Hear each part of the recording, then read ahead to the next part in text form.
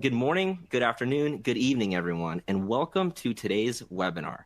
This is a special discussion because this is the very first installment of our Local Search Expert Series, How to Get More from Your Google Business Profile. I am your host and digital marketing evangelist, Justin Meredith, and I am thrilled about today's topic. We have some awesome tips that are going to be actionable, and this is going to be something that you can put in action right now, and this is going to be for all of you today. But before I bring in our guest speakers, I want to go over a couple of housekeeping things. So first off, if you've attended one of our webinars before, you might notice that this layout is very different. So this is the first time we're using our new webinar tool. It's got a bunch of bells and whistles that we're excited to use. So now, if you're looking at the dashboard, you should see me, Ben, and Steve in the top left of your screen. So hi, that's where our media player is. Below us is the Q&A box, and that's where you can submit your questions to be answered by Ben and Steve here. Please submit your questions. So the way that we're going to do this webinar is a majority of it will be a Q&A. We want to provide as much value to you, the viewer, and so we felt like the best way to do that was for you to have your questions answered. And so we're going to go over some tips and best practices for how to get the most out of your Google Business Profile, but we also want to make sure that we have enough time for everybody here to really learn something and maybe get a problem or a question that they've had answered.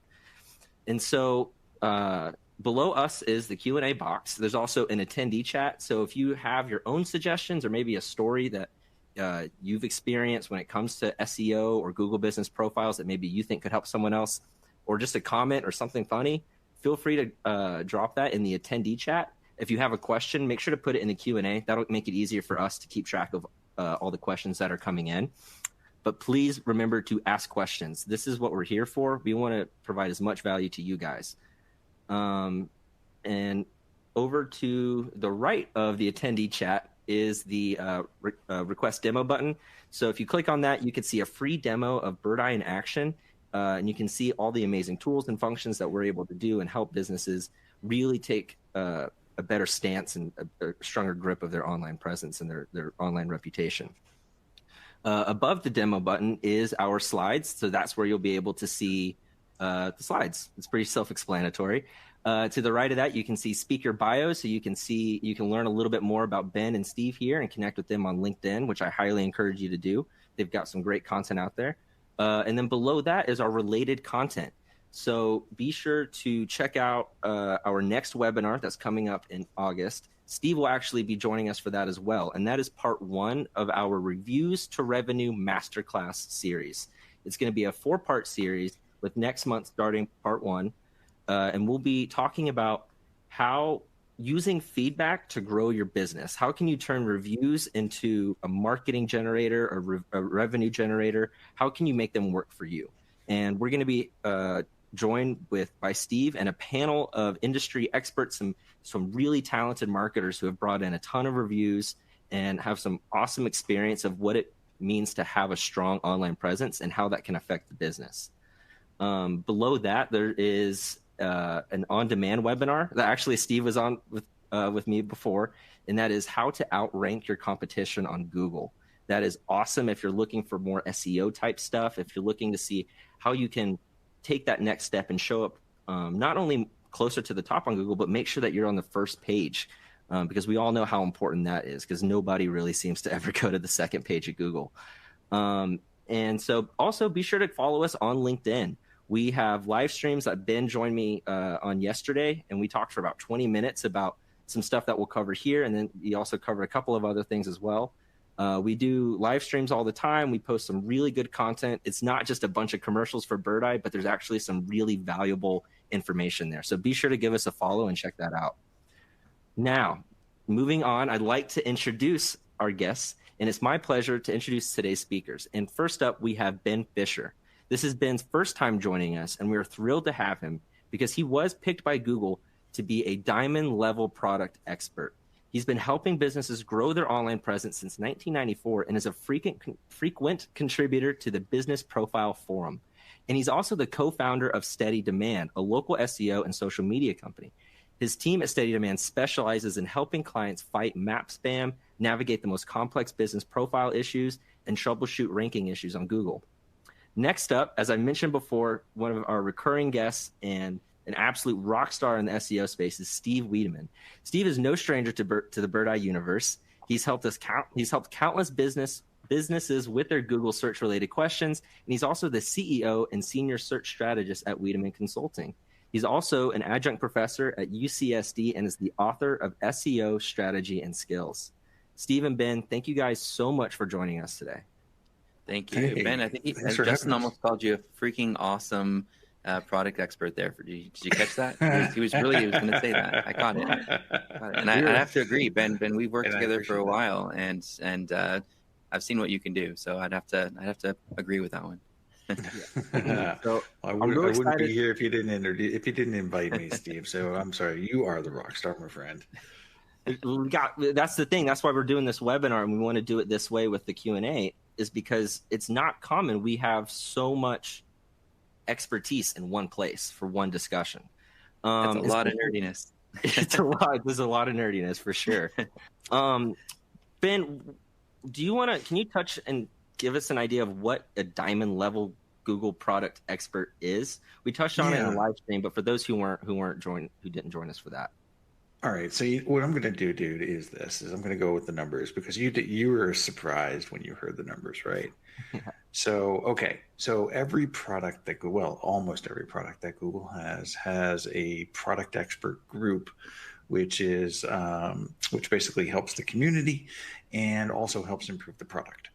And there are multiple levels. There is the bronze level, which basically is you're just getting started. You're not under NDA or anything like that with Google. Then you move up into the silver level. And once you're in the silver level, you get a little bit more of a sneak peek behind the curtain, but you're, again, not under NDA. So it's just kind of a little bit more of an advanced level. You're a little bit closer. And you're talking about responding to and helping folks in a forum format somewhere, right? Yeah. Exactly. And then you have the gold level, which is where you're definitely under NDA with Google, and it goes to platinum, and then basically it goes up to diamond. And the levels are determined by your activity, like how often you're helping people, like how much you interact with Google themselves and help improve the features in the product, and mentoring, and as well as, doing things like this, which is just, getting out there and talking about the product or helping people. And so with the diamond level, just to go over the numbers real quick, so there are over 2,500 product experts across all Google products currently, I believe. And for Google Business Profile, there are 40 in the world. And from a diamond level, there are only 2 of us in the United States and Canada. And so basically, really what that means is that we have direct access, or I have direct access to people over at Google, interact with them every single day. And we also meet with them every single week on Fridays, actually, at 8 o'clock in the morning. Yay. But the beautiful part about it is that we get to really impact the product. We get to help out people. That's probably the most important thing. And, a great example of this, and we're going to discuss this today a little bit, is like these review attacks that are happening right now. The product experts, since we're on the ground, we get to see this stuff before anybody really knows that it's a problem. And once we spot the pattern, we tell people over at Google, and they start working on it immediately. So it feels really good to be able to have that kind of impact. And also, honestly, that level of access. We get to see things like 6 months to a year out sometimes. And those extortion emails, I can't wait to talk about that. It's been driving a lot of small businesses crazy, and it's not fair. You work really hard to try to have, your business do all the right things, and someone comes in and says, "Hey, I'm gonna basically leave a bunch of 1-star reviews, and you're gonna disappear from Google search results, and but if you pay me via this gift card or whatever, I won't leave those reviews." And it's just sad that it's even happening, and whatever. Anyway. Yeah. Well, and also too, it's like once you pay them that $75, they're not going away. No, now that they know you're going to do it. Yeah. Yeah, exactly. Right. Yeah. Justin, and that's something we touched on in the live stream yesterday, and we'll dive into it here in a second. But Steve, you just mentioned like you have these companies that do all the right things, and even then they still can get taken advantage of. But for the ones that do the right things, what does that look like? So when you guys are looking at, when you're meeting with the business and they're showing you their Google business profile specifically, what is it that you look for in a good Google business profile, and what are the components that make you go, okay, these guys actually know what they're doing and they're doing it well? Sure. So what are kind of like the components of that make a strong or a rock solid Google business profile?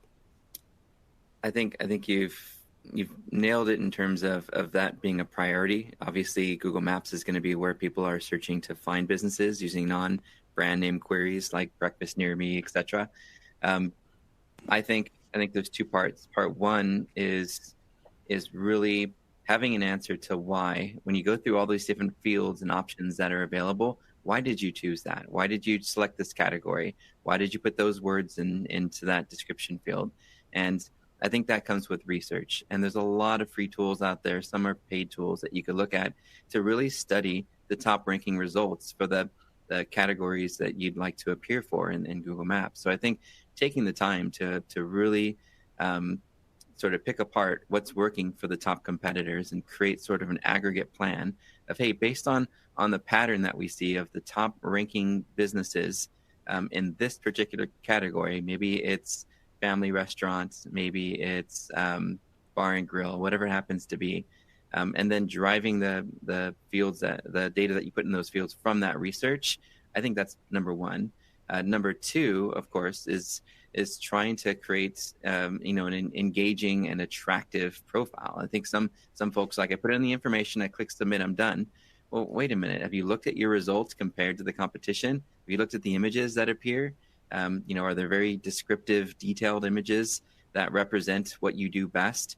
Are you sort of indirectly prompting your visitors to share really detailed information about their visit so that those words can play into the different phrases that Google ranks you for? And I think most importantly, are you utilizing every available field that's available? Some businesses are like, I'm in a hurry. They'll rush through, get their profile done, and move on.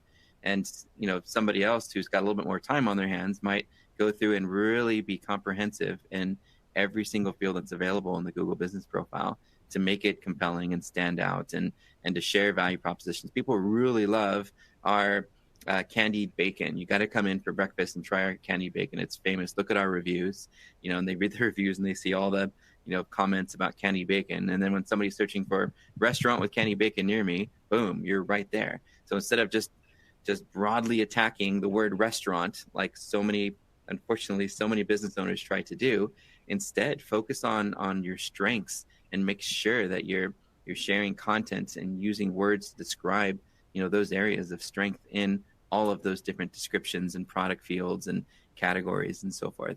And then I know before you'd mentioned a bit about focal points, and when we are sitting down with a business and when we're starting to kind of lay out that foundation about what do we really need to do to rank this business, and we've talked about this on previous sessions, those 4 pillars, right? One is my data, my business data accurate everywhere it needs to be, especially with Google My Business. Maybe using the Postal Service, for example, to bounce off how the Postal Service uses your address versus what might already be in Google and vice versa.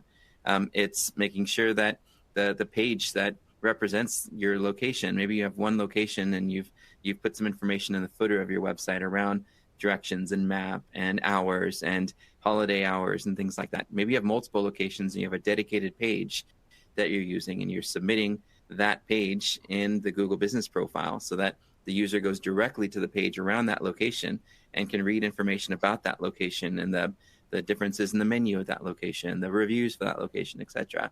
The third pillar is going to be around the business data visibility. So as Googlebots crawling through the web, how often are they finding our business data in local directories, into industry directories like restaurant directories and Restaurant G and OpenTable, etc.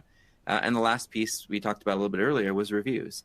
So what we do when we sit down with our clients and we talk about our Maps rankings and our Google business profile and its position in the Maps results, we focus around those 4 areas: data accuracy, local page optimization, data visibility, and reputation and ratings, and we'll do that as a cadence, if not every month, every couple weeks, just to make sure that all stakeholders who are involved in the ranking of our location are paying attention to those 4 areas, and that we're improving in those 4 areas, either against the previous results or against the competitive landscape, by aggregating all that data about our competition and seeing how the pattern is improving for us. Is our information getting better every month? Is our landing page getting better every month? Are our reviews and ratings and frequency and velocity of ratings improving every month, more so than the competition? So if we focus around those 4 areas every month, you just can continue to see growth and growth and growth. Yeah, and as you mentioned, those 4 pillars are vital. Ben, do you have anything that you'd like to add on to that? Well, the first thing I need to say is that I think what you need is a mic drop animation to include in these slides, because Steve just dropped a ton of great knowledge there. And the second thing I think we just learned there is that Steve is adding candied bacon to his lineup of services. So I'm excited to hear that. No, I actually want to take a little bit of a different tact here and talk about, because Steve is 100% correct on everything he said. But what I want to do is I want to pose a question. And the question is that when you are looking for a business on Google Maps, because we all do, right? We're all looking at Google business profiles whenever we're doing anything, going out to eat, going out to buy something, maybe looking to see if somebody has curbside delivery, etc. What are you looking for? What do you see when you are going to go somewhere? And what compels you to reach out to somebody? I was looking for, a insurance guy the other day. And, I looked at my behavior, as I'm just kind of going through profiles, and it's like, okay, so I see a profile, it's completely empty. All right, I'm not going to look at that one. I'm going to move on. I see a profile, it's got, 75 reviews. Okay, awesome. Go look at those reviews. I look at the ones that are most recent. Are they positive? Are they negative? Has the owner replied? How have they, right? Are they fake? Of course, you got to do that. But, are they, how is the owner replying? Is the owner being snarky? Are they accepting, criticism? Are they trying to improve their business? So, it's one of the things I like to say is with a Google business profile, there's not too many levers that you can actually pull to increase and modify or just game your ranking, right? It's like the content of your posts. It's a myth. Posts content is not going to help your ranking. It's great to help conversions. Adding photos weekly, that's going to give you a little bit of an engagement bump, engagement signal bump. So it might help your ranking a little bit, but really at the same time, it's just helping to increase your visibility, also helping increase maybe the photos that show up when people are doing searches. Everything filled out, again, also probably not going to impact what queries you show up for. But it affects that user behavior, right? Exactly. It's all about user behavior. Getting recent reviews. Yes, reviews are a ranking signal to a point. We don't know exactly what that point is, but I think it's somewhere between 10 and 100, something like that. But getting them, is not going to really getting more and more reviews, is, again, it's going to be a conversion signal. So that's what I really want to hit home on is definitely fill out everything that you are given as far as an opportunity goes. A great example of this is we discussed this, I think, a little bit yesterday, is that, for instance, when the opening date field came out, people didn't fill it out. They didn't enter in the data. They didn't even know it was there because it was, they had kind of fired and forgot, basically, in the Google business profile. So when it did come out and rolled out, Google gave people about 6 months to fill out the data about when they opened. And those who didn't were shown as being open less than 5 years. Well, this is horrible for a company that's been in business for 30, right? And their competitor had filled it out. So, so that means that basically you should always be keeping an eye on your Google business profile.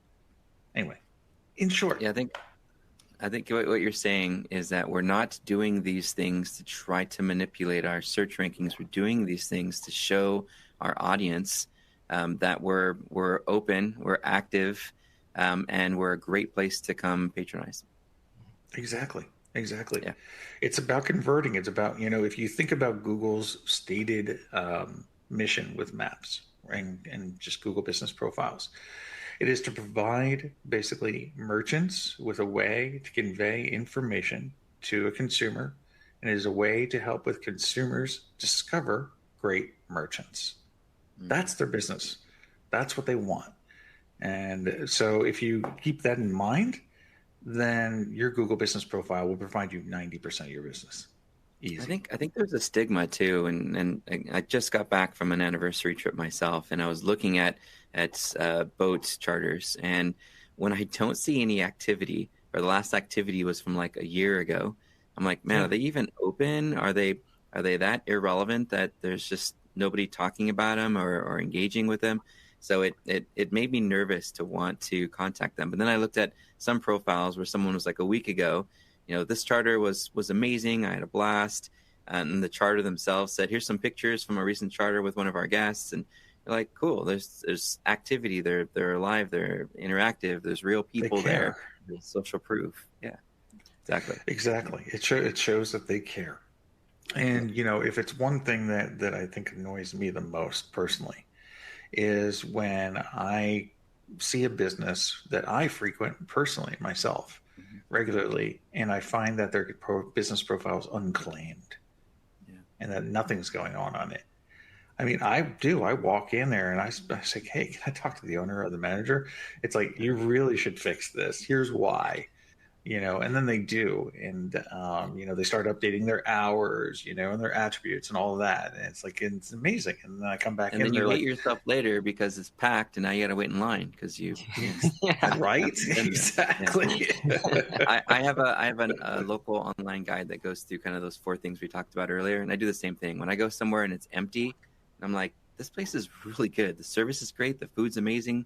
What's going on? So I give them a link to the guide and just do these things, right? And but then I regret it later because I'll come back, a month or 2 later, and it's like, man, what did I just do? Now I got to wait for a table.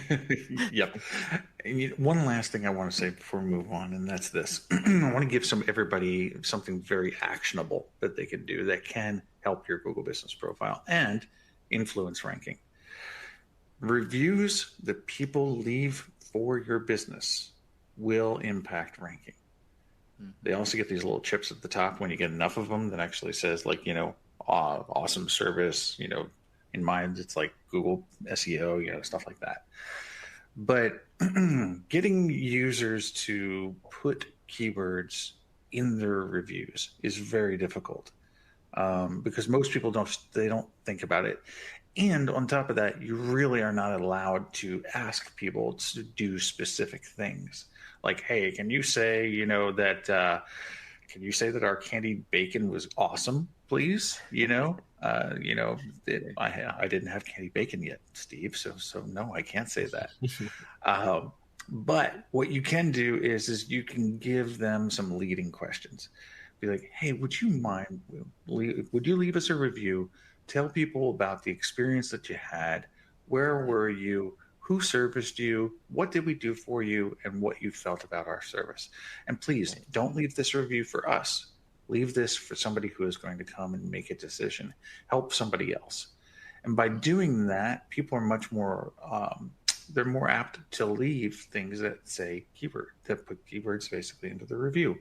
So, I was visiting San Diego. I went to Steve and I went to meet Wiideman, and I got candied bacon, and Steve was just freaking amazing. And the service was awesome. I will definitely be coming here and recommending them forever. That might be the content. People draw blanks sometimes when they're prompted to do anything. My daughter like blanks on tests, right? She'll ace everything and then she'll get the test and be like, yeah, I don't remember anything. So I think when you do that, you're right. You're giving them some tips on what they can write about, and in doing so, they're gonna use the words that you want them to use because they're gonna have to describe their experience. I love that. Exactly. Awesome. And that kind of and this kind of reminds me of when you're developing this online reputation and you're managing your Google business profile and you're responding to reviews. what you're doing is you're establishing trust, but not only trust with people who are looking at your Google business profile, but also with Google. Because I think there's a certain level of trust that Google has to have in your business, that you are who you say you are, and you're located where you say you're located, and you offer what you say you offer. So there's, a lot of that is developing trust with the people looking at your business and Google itself. So moving on to the next question. Let's say a business does all these right things and they have all the components that you guys had just mentioned. Once that's done, what sort of impact can a business expect from their profile? Does having a strong Google business profile really help a local business's online reputation and presence? Does it help, when you were mentioning, Ben, earlier, those conversions, how much of that actually matters when it comes to the Google business profile? Ben, I'll let you start. Yeah, Ben, you can start first. Okay. So I mean, basically, as you see, the bullet points that are on this slide does kind of say it all, right? Once you've created and filled out your Google business profile, again, there's not a lot of levers to pull, right? So you're not going to update your categories, unless you're an HVAC company. You're not going to update your categories. You're not going to update your business name. Your address is going to stay the same usually. Your hours may change, as, for instance, Trevor has stated in the Q&A. Your phone number probably also not going to change. Your description probably not going to change. So what is going to change? Again, we talked about reviews, right? Reviews, definitely. Photos, we talked a little bit about photos. So you want to do photos on a regular basis, posts on a regular basis. It's all about helping that consumer make that decision. And just like Steve was saying, when he was looking for something, he was looking for an active profile. But not only is our consumers and customers looking for an active business profile, Google's looking for a business profile. Kind of like what you were just saying, Justin, about trust, right? Trust is a big thing with Google, and it's an invisible factor, kind of like PageRank was back in the day. And so by doing things on your GBP, for instance, like uploading photos, when users view those photos, or if they vote up a question and answer, or vote up a review, for instance, these are things that are called engagement signals. And what we see is that businesses that are constantly paying attention to their Google business profile will see up to 90% of their new business coming from Google business. Another thing to understand here is how organic plays well, and is extremely important, actually, to local. And I guess what I need to do first is just explain, how the local algorithm even works, right? So if you look at this, and this is basically your organic algorithm. So this has, over 300, 400 signals that Google is using, links, copy, title tags, etc. All of that is running into play as far as, your ranking of your website. Well, the local algorithm basically just kind of sits right on top, in a sense, of the organic algorithm. So everything you're doing for SEO from the organic standpoint is going to impact your local ranking. However, whatever you do on your local ranking signals is not going to impact your organic ranking. So you pull the levers that you can with your Google business profile, and you make sure you keep on doing and getting those engagement signals, and then everything else that you're going to do is going to be fed by your organic as well. So they just really work together. So, and the last thing is the bullet point is helping Google understand your entity. Steve was talking a little bit earlier about making sure that your business data is consistent across the internet. This is very true, especially on more important types of sites like LinkedIn, Better Business Bureau, for instance. Because Google needs to piece all of this information together and then make a determination of who your business is and what you're about. So again, it can provide the consumer exactly what they need. Yep, I love that. And then there's this pattern effect too. When you think about algorithms, there's still kind of a mindset of SEO is a set it, forget it. Let's just do all the things. Let's do what we need to do, and then let's just move back on to running our business. Well, your competitor's not going to rest on their laurels. They're going to continue chipping away at those 4 pillars every single month because they want to displace you once you have earned that top position. So That's why we meet with our clients on a regular basis, every couple of weeks, once a month, and to really, beat each other up to make sure that every month we're improving in all those different areas. And it's not hard to do. And once you've got that routine down, that cadence, it can be a 10-minute call. Let's just go through in 10 minutes and look at these 4 areas. Are we doing better every month? What do we need to do? Sometimes an intern needs to be brought in. Sometimes we need to get the team involved and say, hey, team, when you come into the office every day, take Google Maps instead of, Apple Maps or something. And when it asks you, are you here? Say, yes, I'm here. And heck, if you get here early, take some pictures and upload them. Why not get the team involved? In that part of things. If you're uncertain about how to get your customers or clients to participate, start with getting the team to participate. And once they get comfortable with it and they see the results from what their contribution has done to build that pattern of behavior, it might be easier to come up with some creative ideas to get your customers involved. So anyway, that's the way I think about search rankings with all the artificial intelligence and knowledge graphs and things that are going on, is I think in terms of patterns. And if every month we're getting better and better and better at the areas and focal points that search engines are paying attention to, then when we look at our line graph over time for all of those different pillars, it's going to show just upward growth every month.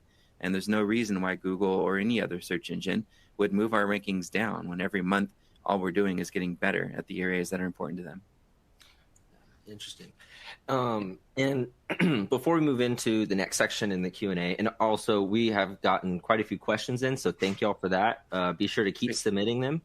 But one of the things, so now that we know what goes into a good Google business profile, what the benefits of having a solid business profile are, let's talk about some of the misconceptions. And as you were talking about earlier, Ben, there were some things that you had mentioned. You're like, what, that's not a ranking factor. Like, that's not going to help you rank higher, but it does help with conversions. So I think there might be quite a few different little myths behind Google business profiles. Correlation versus causation.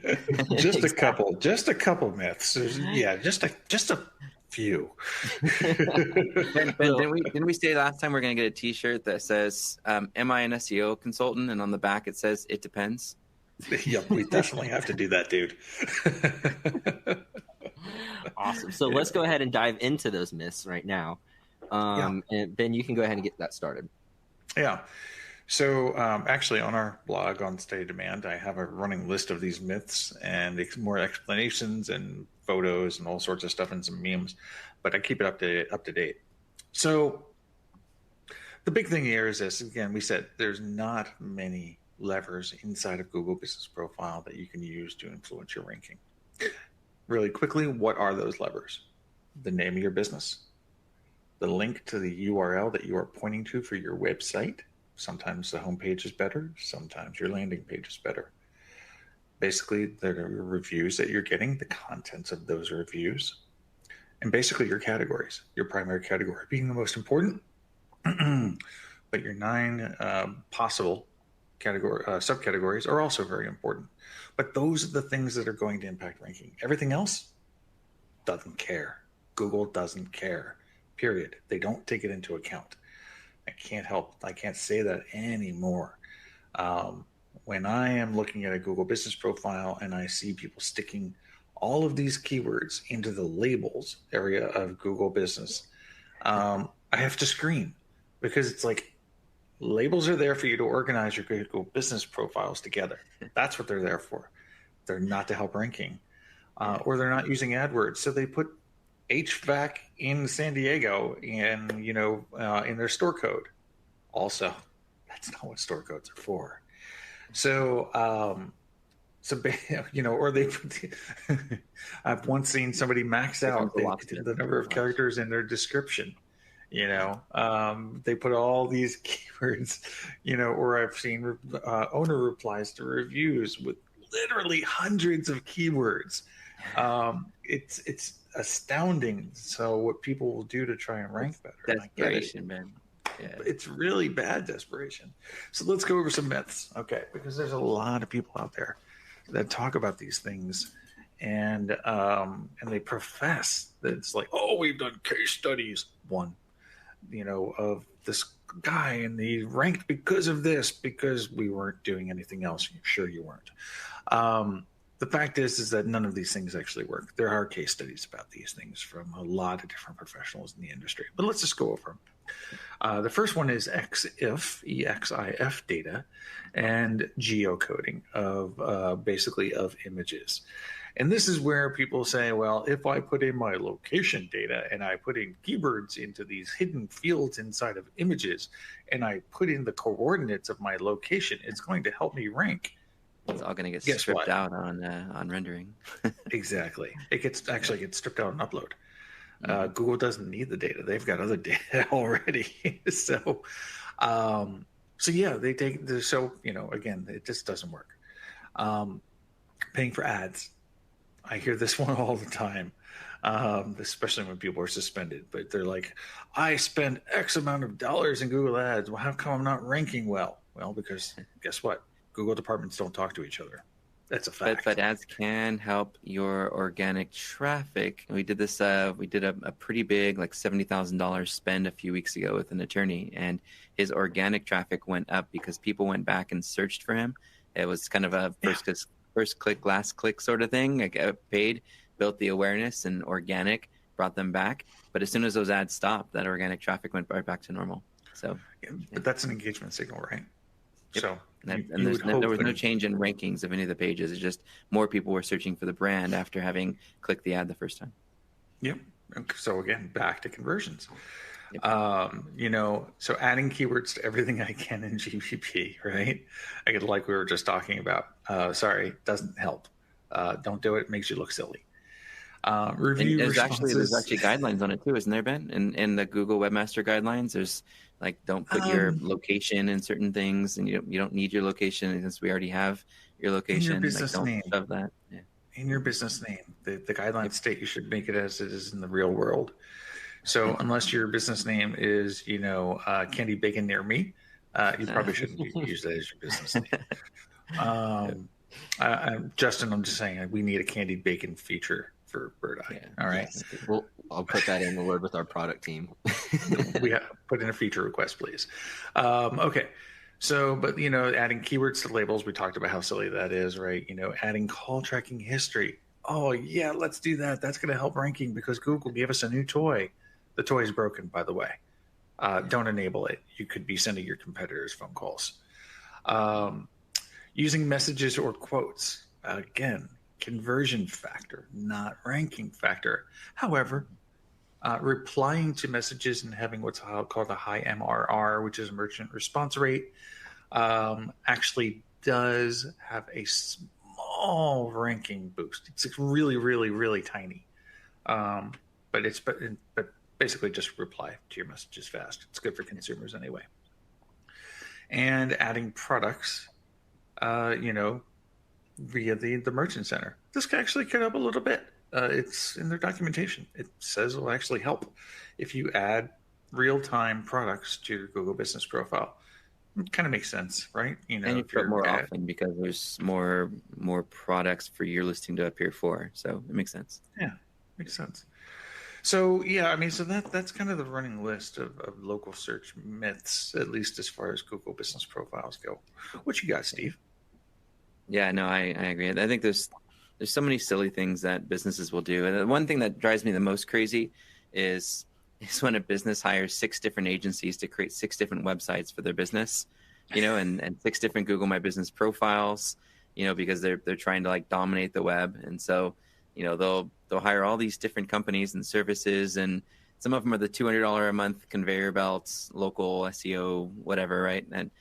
And they're thinking, hey, if I do this, I'm going to have 6 different listings, 6 different web pages, and I'm just going to own the first page of Google. Well, you've got one business name, one phone number, you know, unless, again, you're creating all sorts of new addresses and names and things that generally renting an office for every single one of those businesses.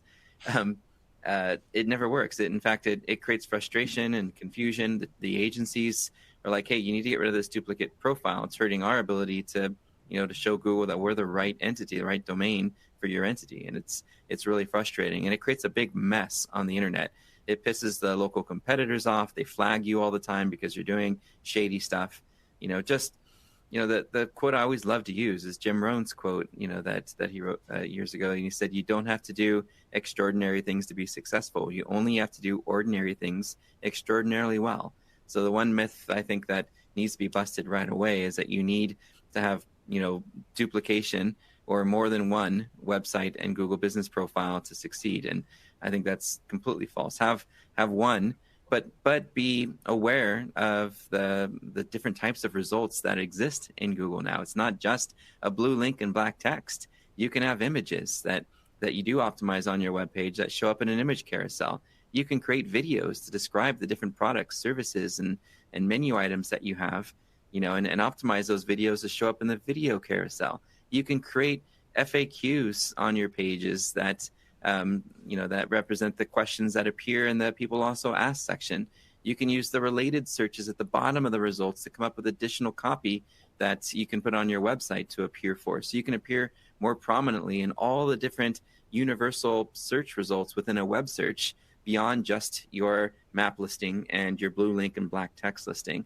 So I think if you're thinking more strategically about your local SEO, think about all the different ways that you can get into the search results and start creating content to address those different things, but focus on one brand, one Google business profile, and every month make it better. One local page, for each location, and every month make it better. Study the competitors, pick up alerts. So when your competitors change something, you can be aware of it. Pick up alerts when your competitors get a new citation or business listing somewhere that you can get your listing there. Pick up alerts so that if your competitors earn some new links to their website, that you can get those links. So I think those are the things that you can do to do ordinary things extraordinarily well without trying to game search results. And there's some weird things out there too that I've seen some of our peers do. You've seen this as well. I don't want to call anybody out, but there's some things where they've got wall racks of cell phones and they're creating VPNs and weird things to try to influence search behavior signals and make Google think that there's hundreds of people that are searching for a business, driving there and interacting with it. And while that's a really interesting short-term way to spike your rankings, what happens when the power goes out and suddenly that pattern stops? From an artificial intelligence standpoint, what do you think the algorithms think of that sudden change in behavior? I think there's some serious long-term problems that could come with trying to do anything that's manipulative of search results. So I would stay away from anything that feels shady. Absolutely. Google is pretty darn good at figuring this stuff out. They've had quite a few years to see how they can be scammed. Yeah, for sure. Anyway, awesome. So those are the myths that I see a lot more often than I'd like to, unfortunately. Well, make sure that you paid attention to that, and you can always go back and view this recording afterwards. But there's some awesome insight that Ben and Steve just dropped on us, some big knowledge. So be sure to make sure to go back and you got all that covered. And now we're about to dive into Q&A, but I want to do a quick run on Birdeye and its partnership with Google's API. If your business with multiple locations, maybe you've got 2 or 100 or 1,000, it can be really difficult to manage all of those business profiles as well as all the other listings on different websites all across the internet, and making sure that all the information is correct, updated, and accurate. One of our clients is like an oil change company, and they've got over 100 locations, and they have tried to manage their over 100 different Google business profiles, and it was an absolute mess. And trying to make sure the information is correct and the overall keeping them up to date and getting reviews and responding to reviews and everything that goes into what we just talked about into managing one Google business profile, they had to do for over 100. And so one of the things so obviously that's something that's very difficult to do, especially if you're a team of one, which is what this company was. And they, over the past 2.5 years, they have brought in over 16,000 reviews just in Google. But that's because they had Birdeye, which allows them to automatically send out requests for the reviews to every customer, which is a simple text with the URL that allows them to 2 clicks and they've left a review. And because of that API partnership with Google, you can manage all of your profiles for all of those locations, for all of those reviews, for everything that you need, including messages coming in from Google, all in one dashboard with Birdeye. And this helps make sure that all of your information is correct and accurate and consistent, with whether it's changing hours. You have to do that for all of them if that's what the case is. And it makes managing your reviews easy because you can have automated responses based on the star rating. So if you have a 5-star review and it's out of 1,000 that you get because you're getting a lot of reviews, you can have automated responses. Although we do encourage personalized messages, that carries a little bit more weight when people are reading that and they can see that you took the time to write out a response to them. But because of Birdeye, this oil change company was only needing one person to manage the over 16,000 reviews that they brought in over the past couple of years, because they can just manage it from the Birdeye dashboard. And it just made life a lot easier, and it allowed them to bring in more reviews because they had automated requests going out. So they didn't have to try to train every single employee who interacts with a customer to try to find the right moment in time to ask them for a review, because that's always a little weird and it can be a bit scary depending on the situation, and there's always crazy stuff going on. So having requests be automated takes all of that away from like the responsibility of the employees, and it just does it. And that helps you bring in so many more reviews, especially from your happy customers, because I'm sure we all know upset and angry customers seem to be more motivated to leave reviews. So you have to find a way to get your happy customers to do that. All right, so now that we've got that out of the way, we can finally jump into the Q&A, and we've got a ton of questions. And the first one that I'd like to ask you guys is, my business services seniors, and we have a hard time getting Google reviews. Any tricks or tips to make those reviews easier to get? Well, as I was just saying, an automated request makes things a lot easier. You don't have to try to find that right moment when they're trying to walk out the door or whatever to ask them for a review. Like, oh, by the way, like, let me get a review. You don't have to do that. It's very simple. You just leave a text, they click it, they click on Google, they leave the review. It takes 2 minutes. It just makes life easier, and it allows them to go on with their day and not have to stop and think about, or if you're asking them in person, you have to be like, well, you need to log into Google and then go to our business and then go to the review section and then click on that and then write the review and then click submit, and then we'll get it. With Birdeye automated postcard might work with that audience too, Justin. Honestly, a postcard with some of the, if you're talking about seniors, is what it sounded like. You could do something as simple as a postcard. Hey, we really appreciate your business and we look forward to having you back. We know, it's not always the easiest thing to do, but we would love it if you went to the site and just shared your feedback with us. Sometimes a little old school, never hurt anything. And, I don't know how much a stamp costs these days for a postcard, but that might be something that you do when that particular audience doesn't really look at or use text messages, Yeah, there's something else that a lot of people don't talk about when it comes to gathering reviews and increasing the success of gathering reviews. Mm-hmm. Most people say that, okay, let's go ahead and at the end of the service that you've provided, that's where you ask for the review, right? That's your first entry point. I would argue that your first entry point needs to be during and even before you provide the service. An example, like when we help people out with getting reinstated on Google, right? It's a very emotional time. And the reviews that people leave for us are actually for our customers. They're not for us, right? So what we do is we say, hey, when you're done, if you're feeling however you're feeling, please read our reviews, and that'll help you feel better. So that's entry point number one, right? That's putting a seed into somebody's mind to saying reviews are important, by the way. They're important to other people. If you're a good person, you'll leave a review. Just kidding. So, but then, after, like literally during the actual service, we'll talk about that and be like, check out and make sure you do read the reviews, no matter how you're feeling. And then afterwards, of course, when we're done, we say, hey, could you tell people about your experience? And then, of course, follow that up with an email, which is like where Birdeye, for instance, comes in. And you could do a text, QR codes, whatever you want at that point, a handout like Steve is saying, right? But during service, I guess is the point that I'm trying to bring up is try to ask during the time of service. It'll just put another seed in somebody's mind, and it'll increase the amount of reviews that you might be able to get.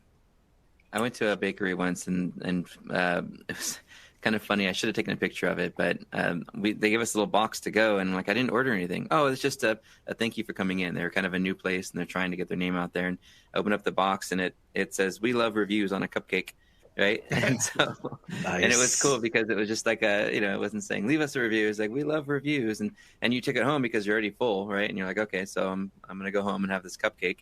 And then you're like, you know what? I ate the cupcake. I kind of feel like I should probably leave them a review. And by the way, it was a freaking amazing cupcake. So it worked, but sometimes you just got to get really creative because your audiences are going to be so different, and some of them aren't going to be very technical at all. So, it's understanding that, making it as simple as possible. I love the text idea. If they do have a cell phone and get text messages, they just click a link and hit a star. And, if they want to leave feedback, great. If you have an icon in that form where they can use the Google Voice API, even and talk in their voice to text answer, so they don't have to try to type on a small keyboard, that could help as well. So that way you leave the star, and then it says leave a review. Click here to use your voice.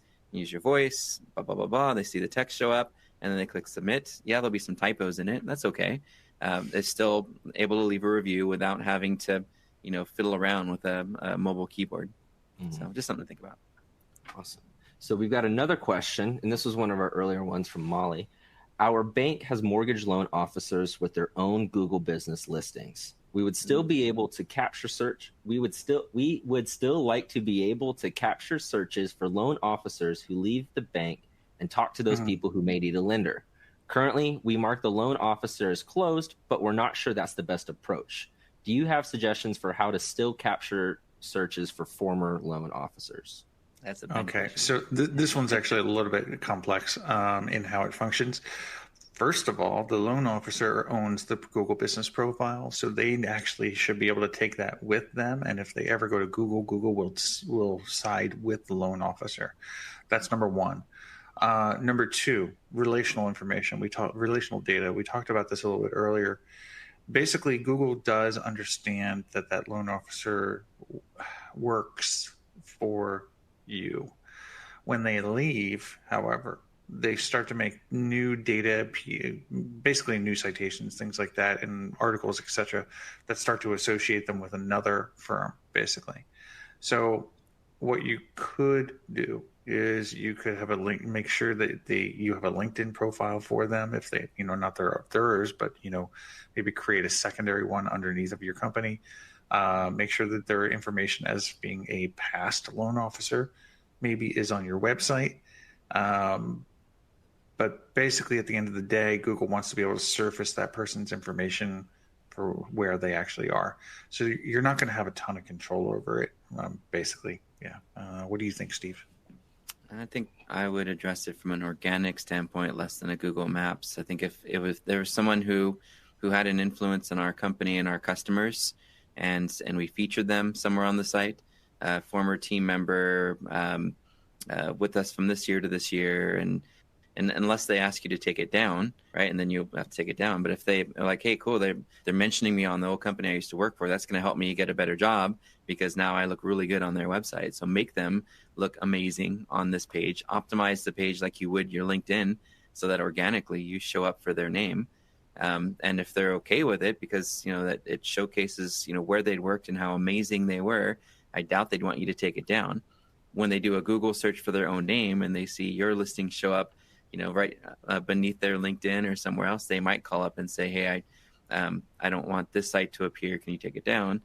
But I've never heard of that happening. So I think you're okay as long as the employee's good with it and you've got them signing something that says, hey, when you're with us and when you leave, we're allowed to say that you worked for us. Then great. As long as you have their approval on it, I say go for it, because it's not hard to create a about person biography page, put their name in the title tag and some call to action and value proposition, mention the name in the meta description, use the name in the H1 tag and what their title was in the H1 tag or main heading tag. Have a picture or two from when they worked there with their name badge and the company logo on it. I think it's a cool opportunity to take advantage of somebody's name as long as you're adding value to them in exchange for you being able to use their name. Interesting. So moving on. Also, I know we're nearing the top of the hour. Ben and Steve, do you guys have any extra time? Maybe a couple extra minutes to get through some of these questions? Yeah, awesome. of course. Okay, Let's do it. We got questions. Let's answer them. Awesome. So if you guys want to stay in and listen in, we'll be here for a few extra minutes answering these questions because we want to make sure we can get as much value over to you guys. So the next one, and this is kind of combo a couple of questions and also touch on a topic that Ben you mentioned yesterday and a little bit today. What is a business's defense against fake reviews? What are listing sites doing to help businesses combat fake reviews? And this is, this can relate to a competitor trying to change information on your profile, or maybe even the review scams that you were talking about. Just I think, what can you do against review scams and competitors attacking you? So, okay. Okay. So basically, what can you do about reviews, or what are platforms doing first, right? Yelp is really good actually at detecting fake reviews and review attacks, and they will even say that this merchant has fake reviews, for instance. They also remove reviews at a pretty good rate. Google, however, has what I consider the review economy. They need to have reviews. It's user-generated content, makes them look good, and it's something that they feel users need. But they're horrible. They're really, really horrible at removing reviews and figuring out what is real and what's not. And maybe we have to blame it on AI, garbage data in, garbage data out, right? The machine learning is basically being taught incorrectly, I think, is really what it comes down to. So what can you do about it? So let's say you get a string of fake reviews, or let's say you get this negative 1-star review with no content, and you're like, oh, this customer's not in my database. First of all, Google doesn't care that the customer's not in your database. They're not going to look in your database. So don't think about that.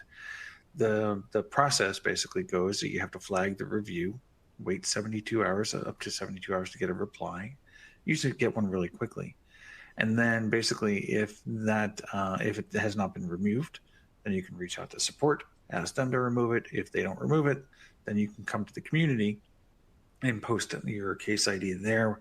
And then somebody like myself, like a product expert, can go ahead and ask Google to take another look at it. That's basically the process. And Google has to see a pattern. So they have to see a pattern. So if you're saying for every positive review you get, you're getting 2 negative reviews. Okay, that's a pattern. Or let's say, you're getting reviews from all over the world. That's a pattern. Let's say, you're getting, 50 1-star reviews in 5 minutes. That's a pattern. These are things that Google can look at. There's a lot of other things that they look at too, but that's the primary thing that they're going to look at. They also look at the user accounts, which are associated with it too. Do you want me to segue into just some common stuff that's happening with Google, like the news piece? Yeah, okay. Definitely. Okay. So, and right now, currently, there's actually quite a few issues with reviews when it comes to Google Business Profiles. The first one is more recent, and this has to do with basically scammers who are out there, and they are extorting businesses, primarily restaurants, but I think they've started fanning out. But yeah, it was New York and San Jose, I think, is where it started, if I remember correctly. And what they're doing is they'll leave a couple 1-star reviews, and then they'll send a message to the business. The message basically states that that they are from India and that they need to feed their family, and they're so sorry that they're leaving you a negative review. They really are so sorry. As a matter of fact, they lead with that. So they're sorry that they left you a negative review. They have to feed their family. So $75 gift card would go a long way. $50 will feed their family for a week. And by the way, if you don't do this, they will continue to leave you a 1-star review every single day. So what can you do about it? The only thing that you can do about it is take a screenshot, basically, of the messaging that you've gotten, and then come out and with this attack, I would definitely come to the Google Business Profile community immediately. Give us your dashboard URL, the name of your business.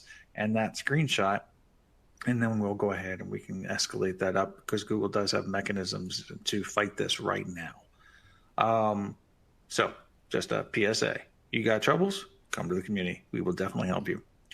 And feel free to hit me up on Twitter, by the way, and I will make sure I give it my 100% attention and send it over to Google.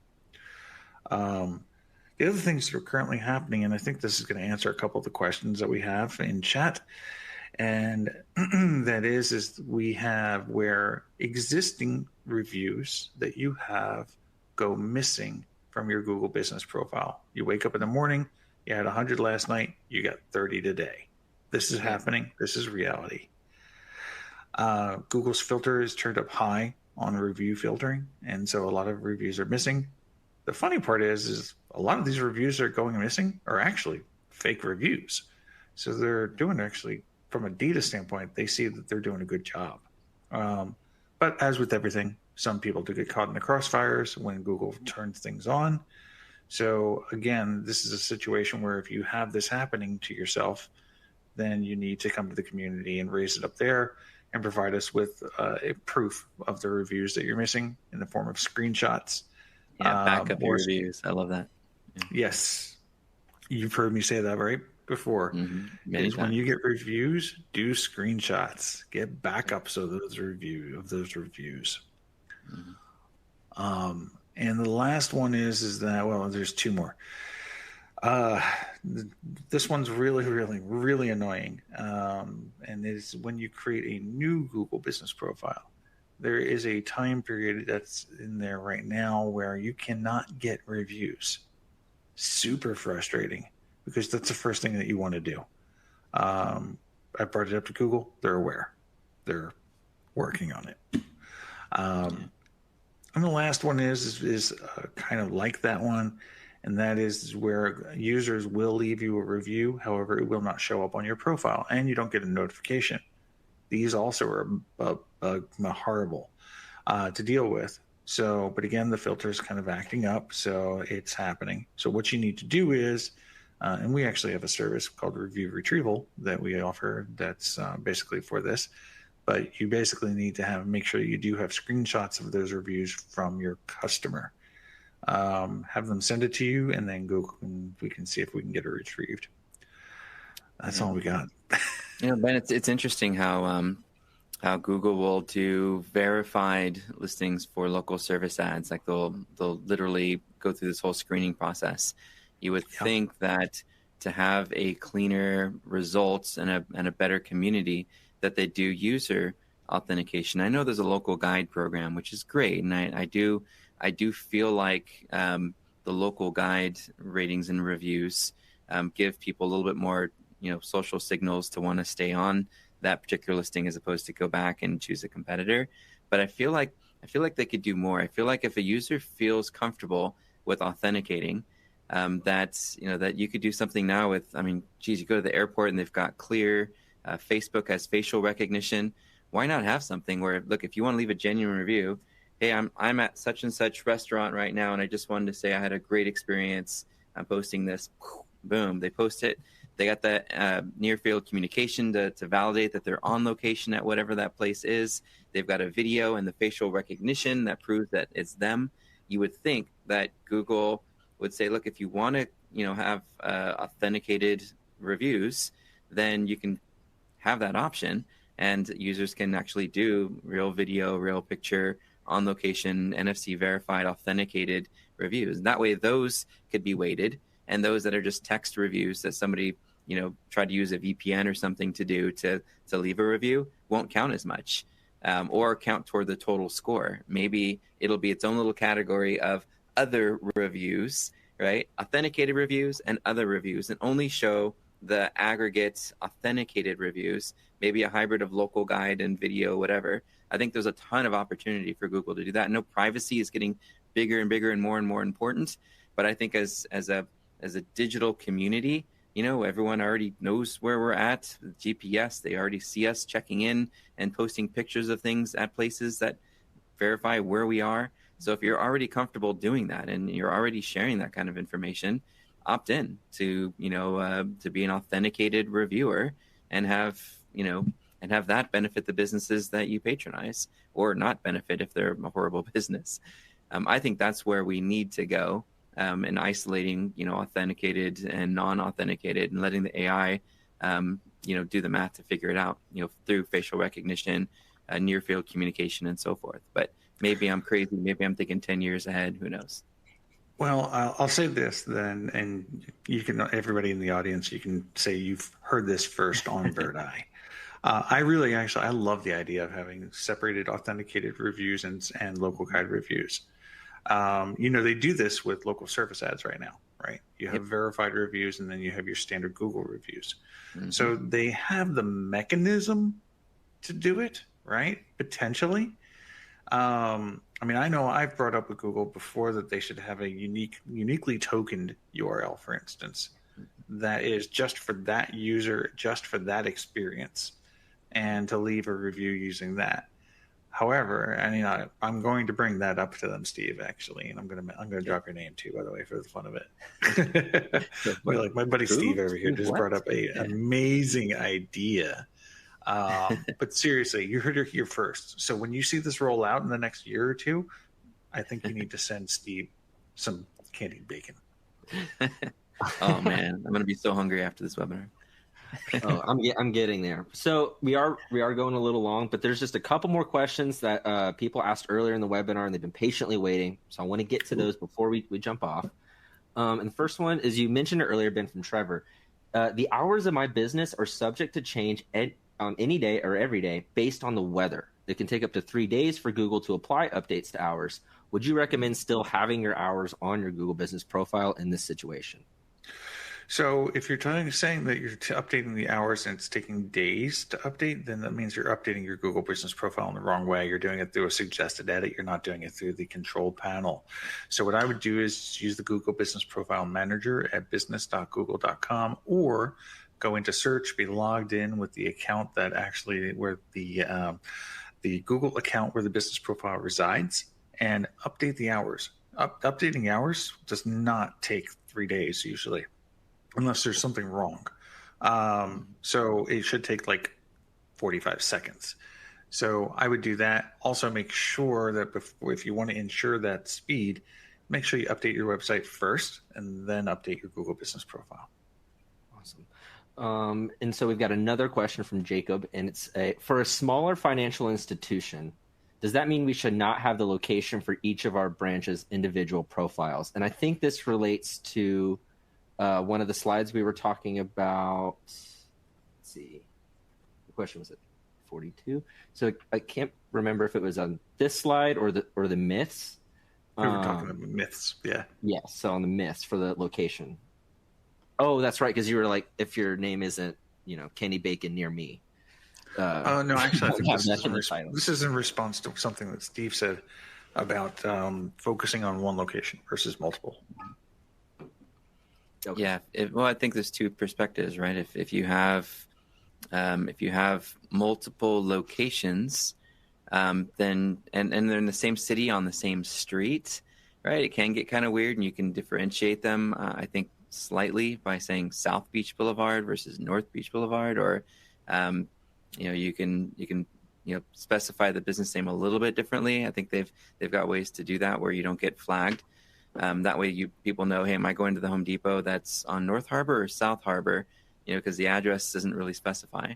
So there's that part of it. So if you do have multiple locations, of course, you want to make sure you have a profile for each location and a local page for each location. I think that's an amazing idea. But if you're using the same phone number for all locations, that's problematic. And I would definitely make sure each location has its own name, address, and phone number unique to that location. And avoid, virtual offices if you can. It's to me, it causes two problems, right? One is you could get flagged, and that kind of creates a permanent little ding on your profile. Two is, if somebody shows up to that virtual office, they're gonna be pissed because nobody's there, and then they're gonna report you, and it's gonna, work against you.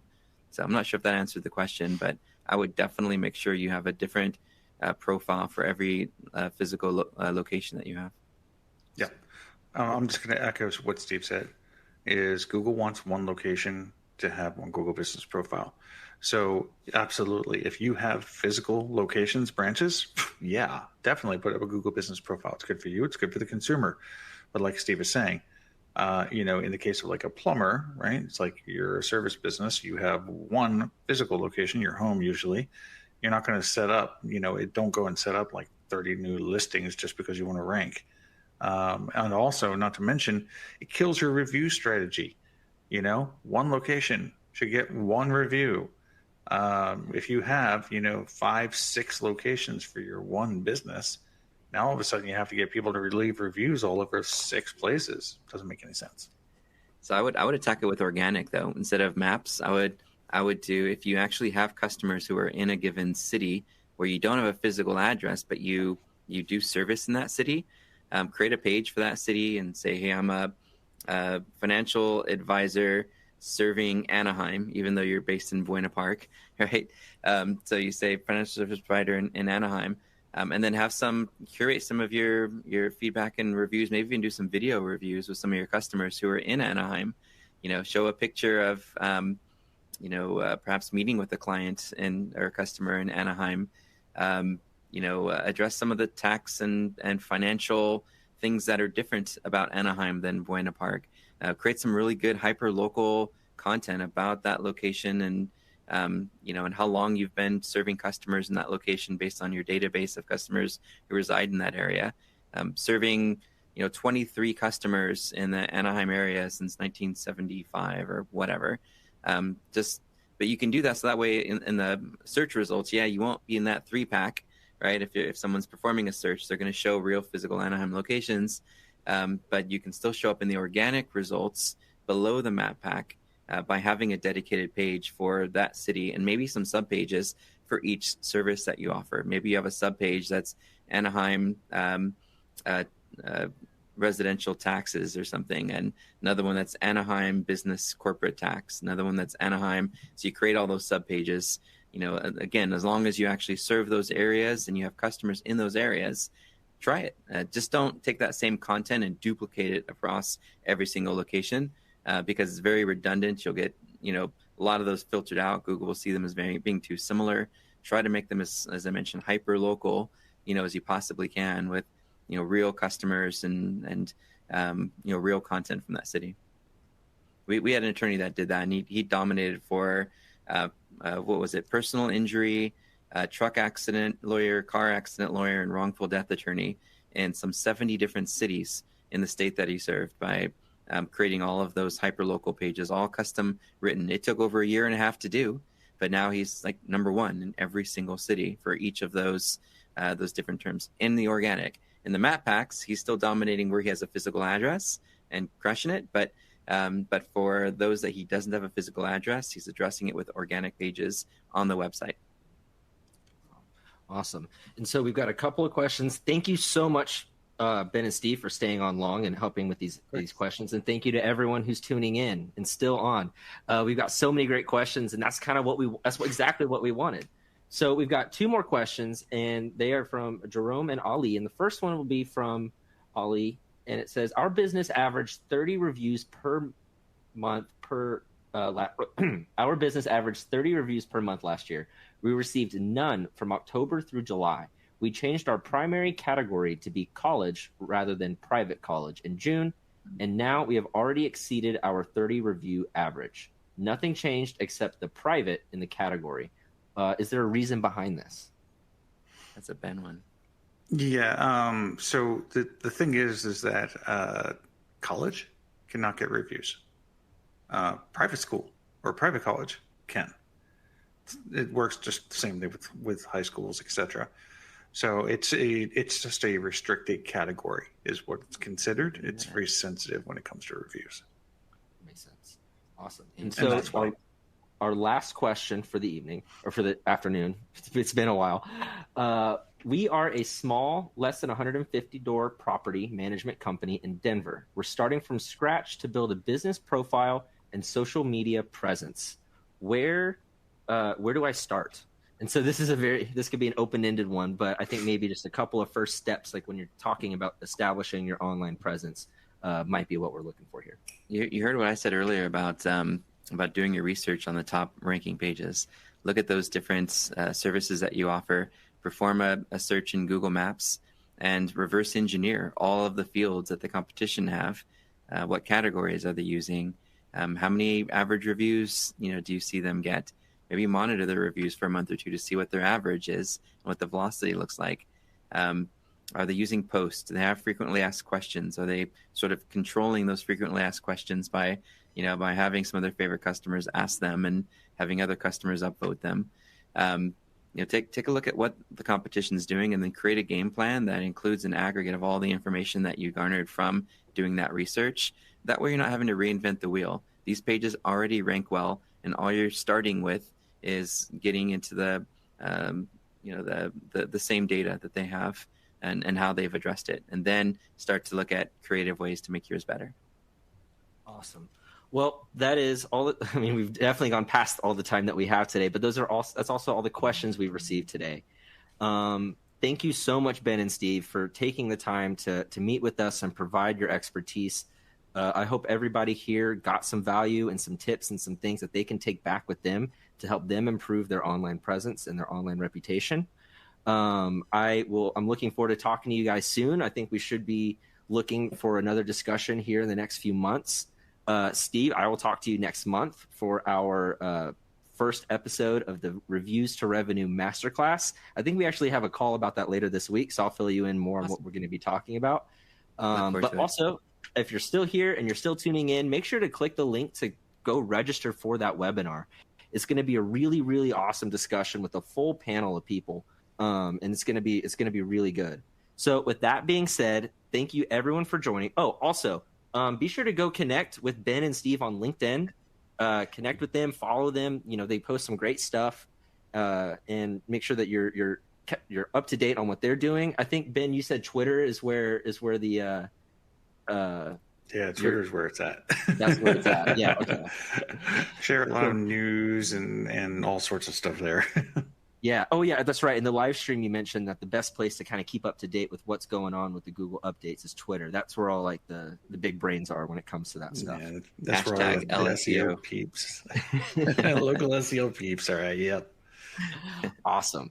Well, if anyone in the audience is interested in Birdeye and you'd like to learn more, please email us at events@birdeye.com. I look forward to talking to you guys soon. And with that being said, thank you. We'll talk to you guys later on. Thanks, Justin. Nice hanging with you, man. Absolutely, Steve. Dude, anytime.